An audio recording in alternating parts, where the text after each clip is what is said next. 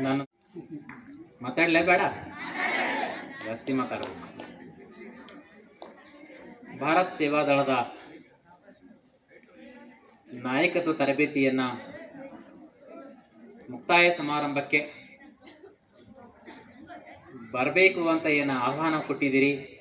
ಬಹಳ ಖುಷಿ ಕೊಟ್ಟಿದೆ ಕಾರ್ಯಕ್ರಮದಲ್ಲಿ ಬಂದಿದ್ದಕ್ಕೆ. ಯಾಕೆ ಖುಷಿಯಾಗಿದೆ ಅಂತಂದ್ರೆ, ನಮಗೆಲ್ಲ ಇದರದೇ ಕೊರತೆ ಇತ್ತು. ನಾವು ಹೇಳ್ದಂಗೆ ಮಾಡ್ರಿ, ನಾವು ಅಂದಂಗೆ ಹೇಳ್ರಿ ಅನ್ನೋದಕ್ಕಿಂತಲೂ ನಾನು ಮಾಡಬಲ್ಲೆ ಎನ್ನುವಂತಹ ನಾಯಕತ್ವದ ಅಗತ್ಯತೆ ನಮ್ಮ ಶಾಲೆಗಿತ್ತು ಅಂತ ಅಂದ್ಕೊಂಡಿದ್ದೇನೆ.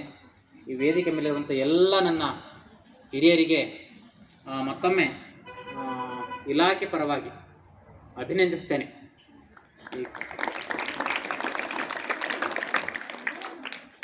ಒಂದು ಸಂದೇಶಗಳನ್ನು ನಿಮ್ಮೊಟ್ಟಿಗೆ ಹೇಳಿ ನಾನು ಮಾತಾಡಲಿಕ್ಕೆ ಆರಂಭಿಸ್ತೇನೆ. ಒಬ್ಬ ನಿಮ್ಮ ಹಾಗೆ ಗ್ರಾಮೀಣ ಪ್ರದೇಶದಲ್ಲಿ ಜಗತ್ತಿನ ಒಬ್ಬ ಶ್ರೀಮಂತ ಆದಾಗ ಇಡೀ ಜಗತ್ತೇ ಆತನ ಕಡೆ ಮುಖ ಮಾಡಿ ಕೇಳ್ತದ. ಅವನಿಗೆ ಹೆಂಗಾಗಿರ್ಬೇಕು, ಏನು ಗೊತ್ತಿಲ್ಲ ವ್ಯಕ್ತಿ, ಏನೋ ತಿಳಿದಾರಂಥ ವ್ಯಕ್ತಿ ಒಬ್ಬ ಜಗತ್ತು ಪ್ರಖ್ಯಾತಿ ಆಗ್ತಾನೆ, ಅಷ್ಟು ಶ್ರೀಮಂತ ಆಗ್ತಾನೆ ಅಂತ ಕೇಳಿದಾಗ ಮಾಧ್ಯಮ ಮಿತ್ರರು ಹೇಗೆ ನಿಮ್ಮ ಕಾರ್ಯಕ್ರಮವನ್ನ ಪ್ರಚಾರ ಮಾಡ್ಲಿಕ್ಕೆ ಬಂದಿದ್ರು, ಹಾಗೆ ಅನೇಕ ಜನ ಅಲ್ಲಿ ನನ್ನ ಬದುಕಿನಲ್ಲಿ ಯಾವುದೇ ಅವಕಾಶಗಳನ್ನ ನಾನು ಬಿಟ್ಟುಕೊಟ್ಟಿಲ್ಲ, ಅದಕ್ಕೆ ನಾನು ಜಗತ್ತು ವಿಖ್ಯಾತಿ ಆಗ್ಲಿಕ್ಕೆ ಶ್ರೀಮಂತನಾಗಿದ್ದೇನೆ ಅಂತ ಕೈ ಮಾಡಿ ತೋರಿಸ್ತಾರೆ.